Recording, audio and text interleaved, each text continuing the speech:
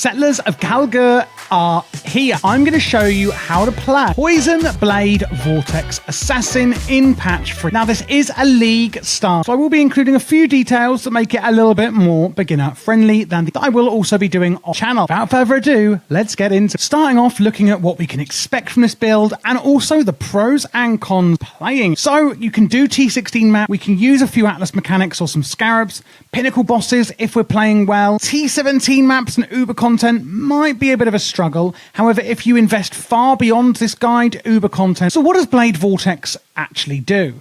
Well, Blade Vortex is the main gem we're using, and it's a duration physical spell, which plays a little bit like a caster, as you can see here. And FYI, as you can see, it is stunning to play. By casting Blade Vortex, we're going to spawn up to about 10 blades, which are going to circle around and stay around us for the duration. We can then augment this duration and therefore getting some quality of life so that we no longer have to permanently cast. When we obtain or combine this with Unleash support, it makes it so that we're basically just a walking simulator. Pretty much. It is often played as poison, as the amount of blades that you have spawned increase the hit rate of the skill. It means it's a perfect way to apply a lot of poison stacks very, very fast. And that is where we're getting the underpinnings of this build. So like I said before, the build kind of plays like a bit of a walking melee caster simulator. Because Unleash casts 3 blade vortexes at the same time, we're only actually casting the skill every so often, which makes it feel like you can very often just run around like a walking simulator. You do not need to be monitoring your stacks closely or anything like that, like you would with some sort of minion build. And you won't need to max out your stacks as long as you're not fighting them. While mapping, Plaguebearer will also be doing a lot of the heavy lifting and map clearing. So what are the actual pros and cons? Well, it's very fast and very zoomy, and it's also cheap to get going with really good scalability. On the negative side though, it does have some conditional tankiness built into it, and therefore it is not hardcore viable, and it does do a little bit of delayed damage, as you can see here, getting those blades. Ease of transitioning is low. It's not super new player friendly, but I also wouldn't say it's that complex. It's not as easy for the campaign, and gearing it to that, however, though, is very, as well as it being, obviously, being a walking simulator, exceptionally easy to execute the actual build. There are a few things you're going to want to also avoid on map modifier. No life regen, physical damage reflect, because that is obviously what we're dealing, and the chance to avoid being poisoned. Pretty straightforward on why we don't. Go into a tiny bit more detail before we move on to some more exciting features of the. I just want to touch again on them. So it's going to leverage a really high hit rate of those blades whooshing out and spinning around us to apply poisons so far, end up with a ludicrous amount of ticking poison stacks on your enemy. It's also going to leverage a bunch of critical strike modifiers and multipliers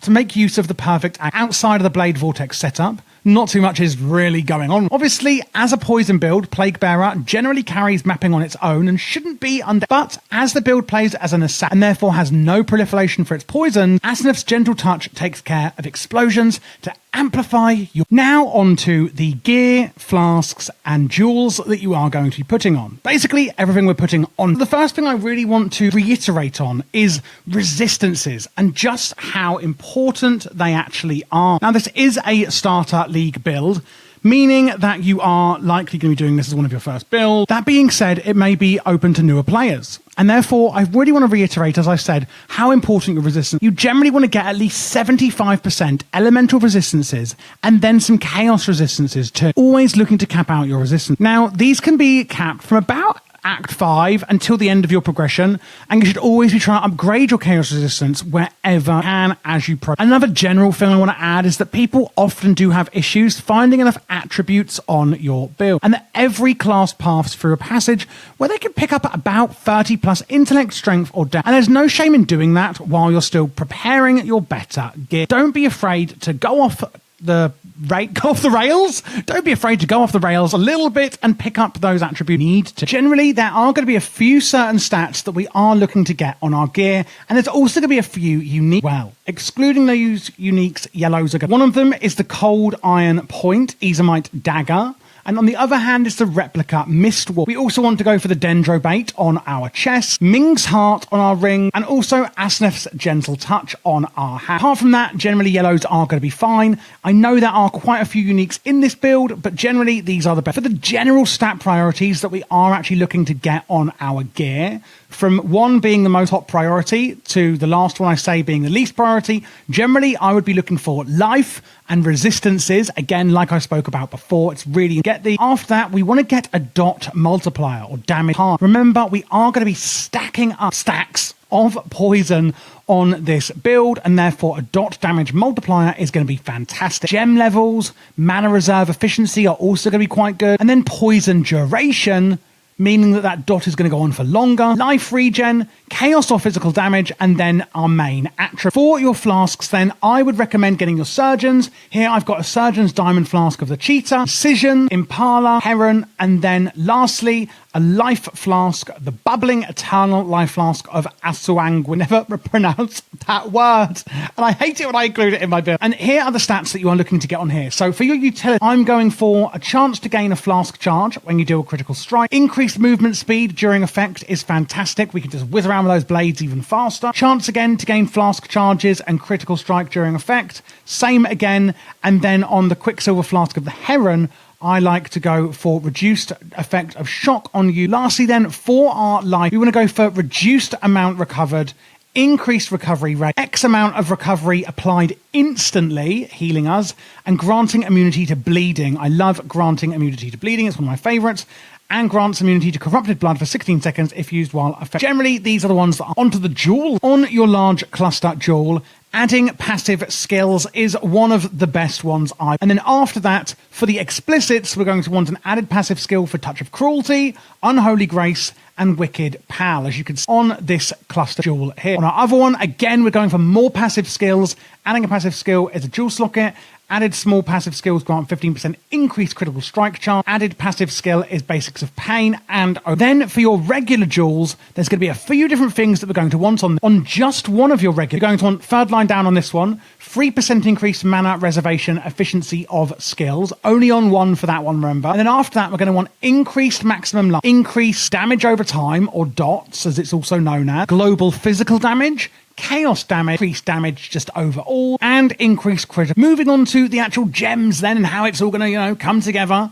So, of course, we've got the Poison Blade Vortex on here, the main gem of this build. This is quite simply going to summon 10 swirling blades, or up to 10 swirling blades around you, dealing physical damage for each blade summon. If you do use the Val version, as I am here, this will also summon an independent vortex of blades. We're putting this with Unbound Ailments, as you can see here, which increases the damage and duration of our ailment. Then we have the Awakened Deadly Ailments, again, increasing the damage over time from those ailments.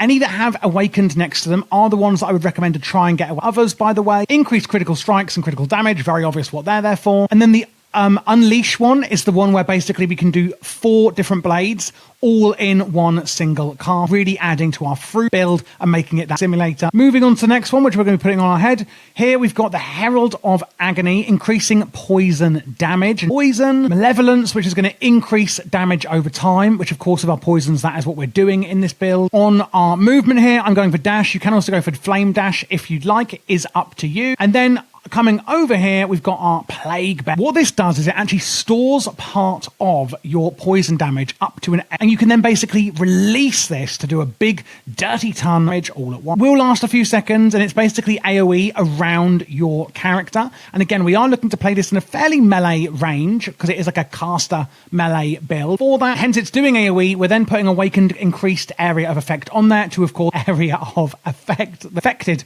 by Hera. I don't know why I made that so well. Lastly then, we're going with things like Wither, with faster casting and multiple totems. This is basically just going to increase the amount of chaos damage that I take, and that is going to be cursed. Now, let's have a look at our Pantheon, Ascendancy, and everything else that we need to know, like those pesky bandits.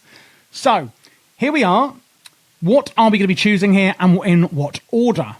Well, first up, we're going to be going over to Noxious Strike. So we're going to go critical damage, a chance, and damage over time. Of course, we want lots of crit damage and chance, and also poison with our damage over time.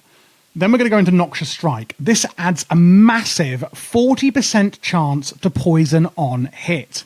5% increased poison duration for each poison you have inflicted recently, up to a maximum of 100%. Now remember, we are going to be inflicting poison like boom, bing, bang, bong, really, really often and very, very quick. Adding on top of this the 40% chance to add poison on hit is massive for this build, and this is the #1 priority when going through here. After that, we're going to carry on with critical strike chance and damage over time, and then into toxic delivery. Poison you inflict with critical strikes. Again, we're trying to get as much crit chance as possible. So poison you inflict with critical strikes deal 25% more damage. On top of that, plus 0.5 to critical strike chance per poison affecting enemy, up to 2%. And there's going to be a lot of that as well, of course. After that, we're going to come down on the east side. Again, more crit chance than the elusive effect. Elusive initially grants you 15% chance to avoid all damage from hits and 30% increased movement speed. The buff reduces its effect over time, removing itself at 0% effect. If you already have an elusive buff, you cannot then gain elusive again, understandably. We're going into Mistwalker. This is our third choice. Gain elusive on critical strike, so we're going to gain that every time we get a crit. 50% increased elusive effect, and you no longer take damage, or you take no extra damage, should I say, from critical strikes when in elusive. And again, working in with our crits for that one. Lastly, we're coming down here, again, critical strike chance and multiplier, and then into opportunistic, 25% more damage while there is at most one rare or unique enemy nearby, and 20% reduced damage taken while there are at least 2 rare or unique enemies nearby. That one's pretty much just rounding out our damage and survivability there with that one. Not as exciting as the rest, hence why we're going for it last, but still pretty good overall. Now onto the Pantheons. So after you've killed the Brine King in Act 5, 6? 6. You obviously unlock access to your Pantheons. If you're not there yet, that's when you'll unlock it. I do believe it's not 5, it's definitely 6. And the ones I recommend are going to be Soul of the Brine King and also Soul of the Bearer. Now, Soul of the Brine King will give you freeze immunity. However, if you then get this on your boots, you can swap this out for Soul of Lunares instead. And lastly, the Bandits. If you aren't aware, in Act 2, we do some bandit quests, killing or helping certain bandits. And depending on what choices you make, whether you help one and kill the rest or kill all of them, you will actually have a different outcome. We are going to be helping Alira with this build because we want more resistances, and it's really as simple as that. That then puts together the entirety of this build for the Poison Blade Vortex Assassin 3.25 Settlers of Kalguur. Hopefully you guys did enjoy it. It is a really, really fun Starter League build, and I'm going to be playing it myself. I think quite a lot, because I do like pretty, I guess, lazy builds, where it's sort of like a simulator, you know, walking, etc., just things flying around everywhere. And I'm not a huge fan of minion builds. This one works really well for me. If you are looking for any additional assistance on this build, please do, comment down below, join the Discord. If you want some one-on-one assistance, then do consider joining my Patreon. I'm a very small channel that puts out a lot of guides very quickly for these patches, and I do a hell of a lot of preparation in the weeks leading up to them for them to help you guys out. I don't earn very much from this. It's not my main job, etc. So if you would consider joining my Patreon, it really, really would mean the world to me. And I can help you out one-on-one on there, or in the VIP channel in Discord if you so wish. So thank you in advance if that is something you'd like to do. If not, just watching this video is of course more than enough. And if you are looking for other builds, check out my playlist here, because I'm doing a ton of them for patch 3.25 for you.